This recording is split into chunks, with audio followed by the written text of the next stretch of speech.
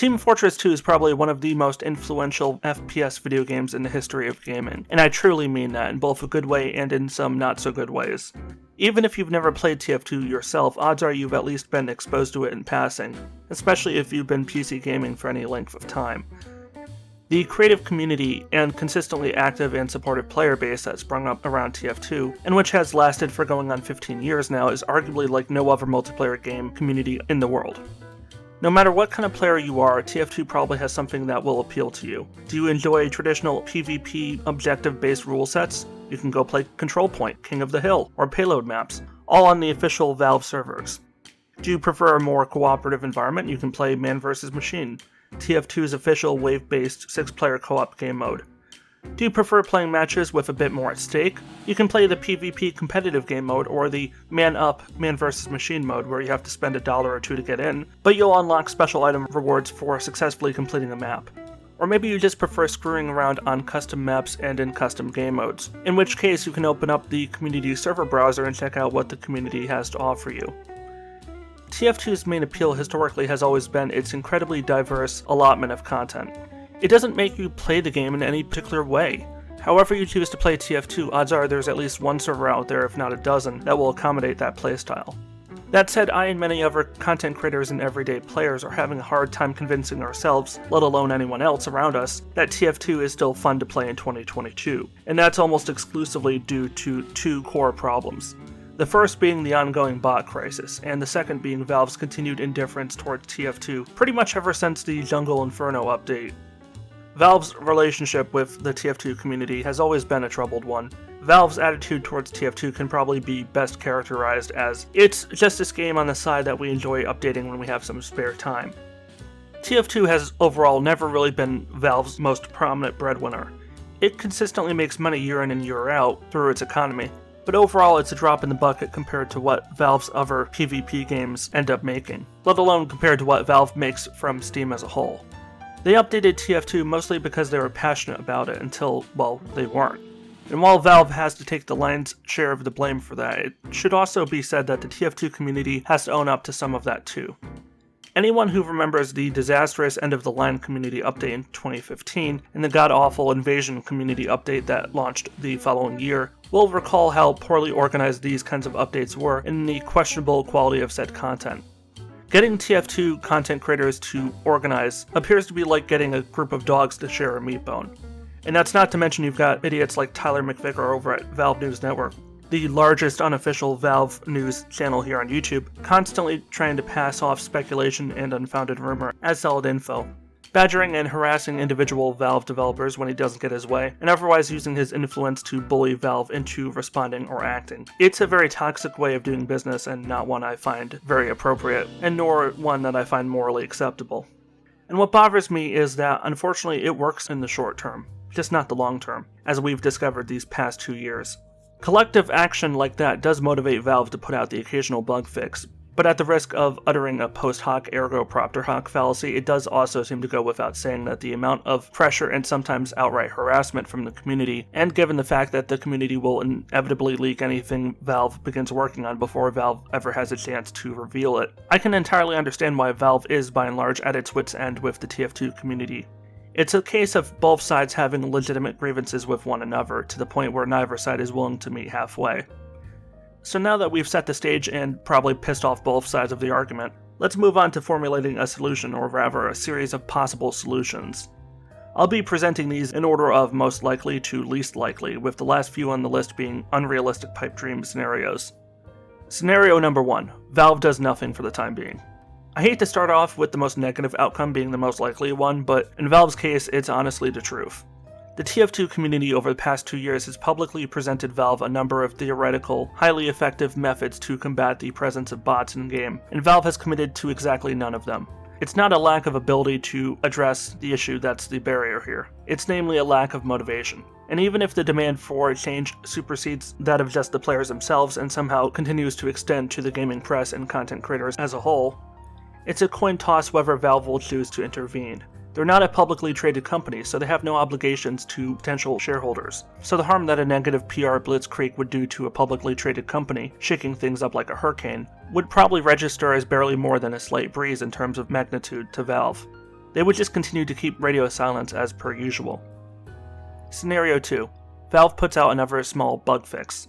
Considering Valve's previous attempts at combating bots consisted of mainly just banning all new free-to-play players who've never bought any microtransactions from participating in text or voice chat, it's fairly realistic to imagine that their next anti-bot countermeasure might be similarly stupid and ineffectual.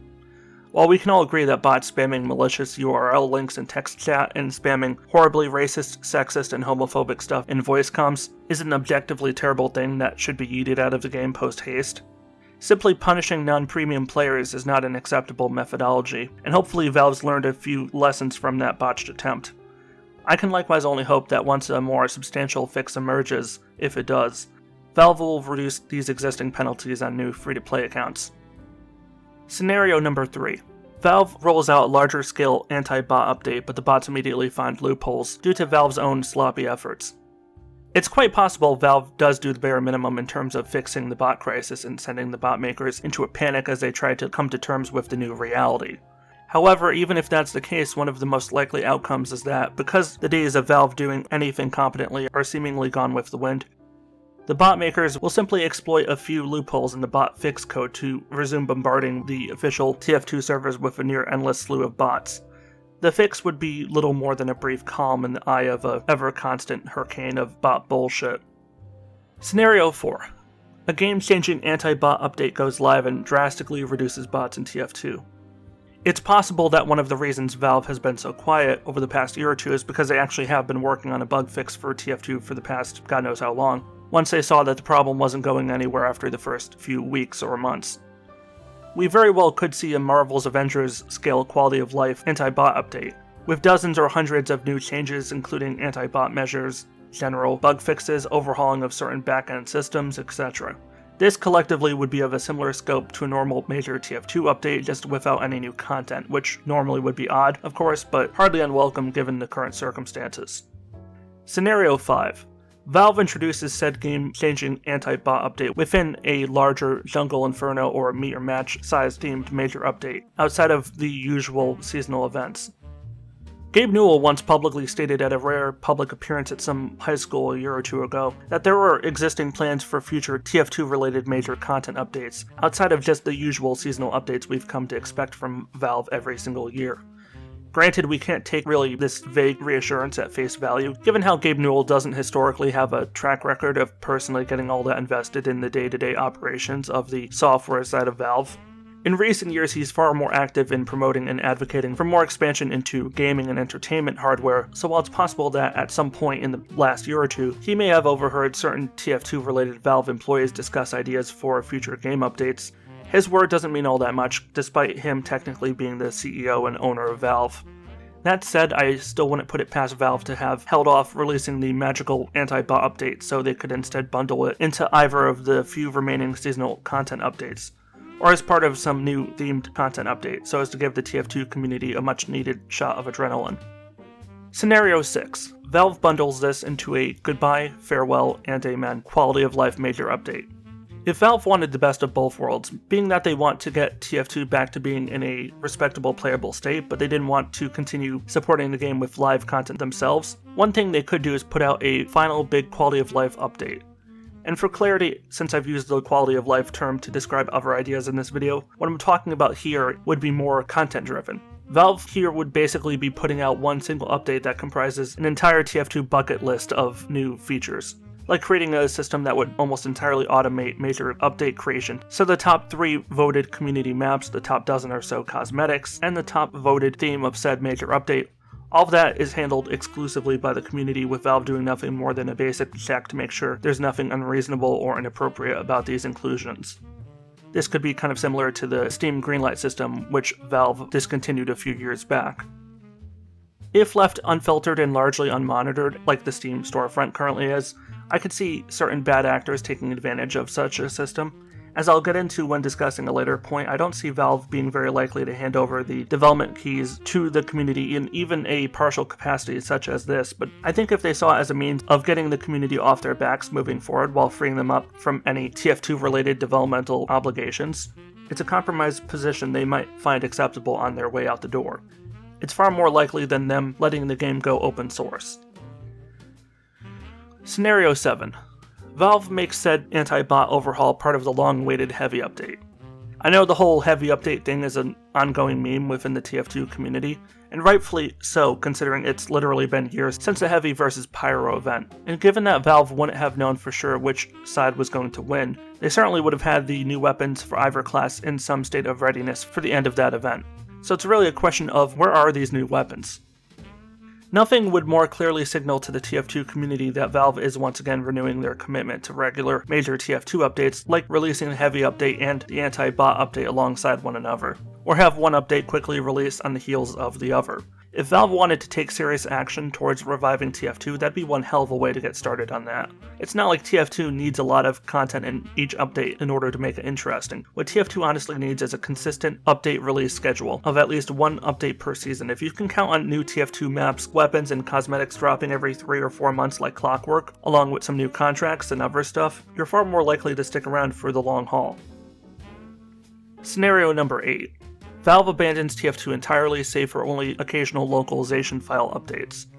Valve has definitely begun flirting with this idea in recent years of just closing the door and walking away from TF2 in favor of, well, whatever else happens to catch their fancy on a daily rotating basis. But for the time being, with there still being quite a few Valve developers with a past history of working on TF2 at some point in time, and expressing some low-key enthusiasm for continuing to work on the game, I don't think we're looking at the end just yet, but I do think what we're looking at now is potentially the beginning of the end.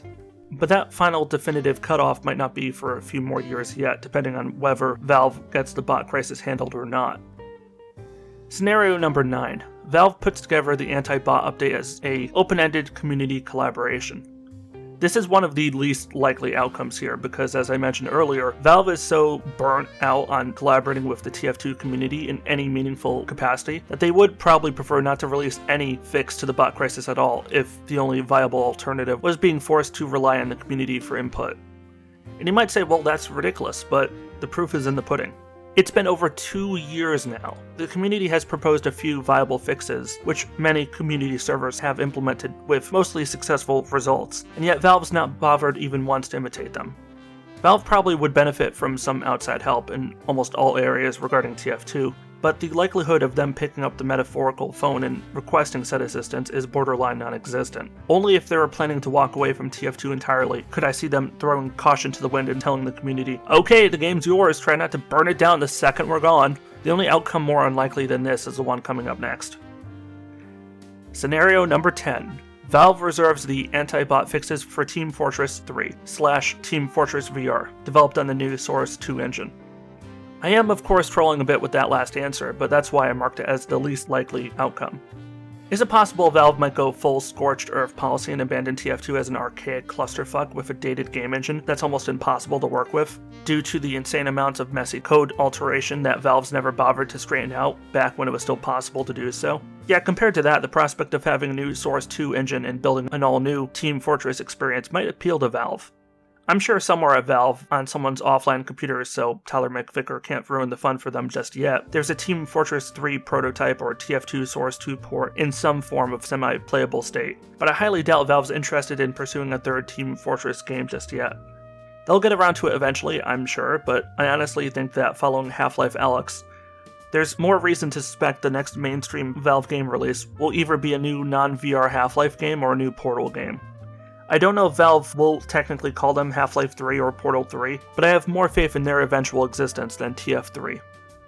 I've already said everything I honestly want to say. I didn't intend for this to be an overly long video. TF2 will always have a special place in my heart, and that's why I'm passionate about talking about this today. But the amount of skepticism and outright contempt I have for the extreme flanks of both sides of this argument here, being on one hand Valve's stubborn indifference and bad actors on the other hand in the TF2 community, it makes it hard for me these days to feel motivated enough to boot up TF2 for longer than it takes to record some background footage for this video. But who knows, maybe this is a genuine opportunity for a change. I certainly hope so, but I'm not holding my breath waiting. If you enjoyed this video, you might also enjoy the other kinds of content I produce on this channel. I put out mainly review videos, but also some casual gaming content on the side. Clicking the like button and subscribing really helps. I'd really love to see this channel continue growing, as I put in a lot of effort into these kinds of videos. I'll be curious to hear what you think of the ongoing TF2 bot crisis in the comments section. I know my views and recommendations are merely my own. How would you want to see this ongoing problem resolved, and what do you think Valve is most likely to do? Let me know down below. I look forward to reading and responding to whatever you've got to say. This is Warrior Dan signing out. Stay awesome, everybody. Stay safe, and peace out. Where the fuck are they? I don't know. They're here somewhere, but... Are they hiding in here? Oh no, there's an engineer coming up to say hi. Kill him. Working on it. Oh, he's just being friendly. Hello. We're just gonna body block him for some reason. I feel bad for this one guy. Another successful procedure. You bastard.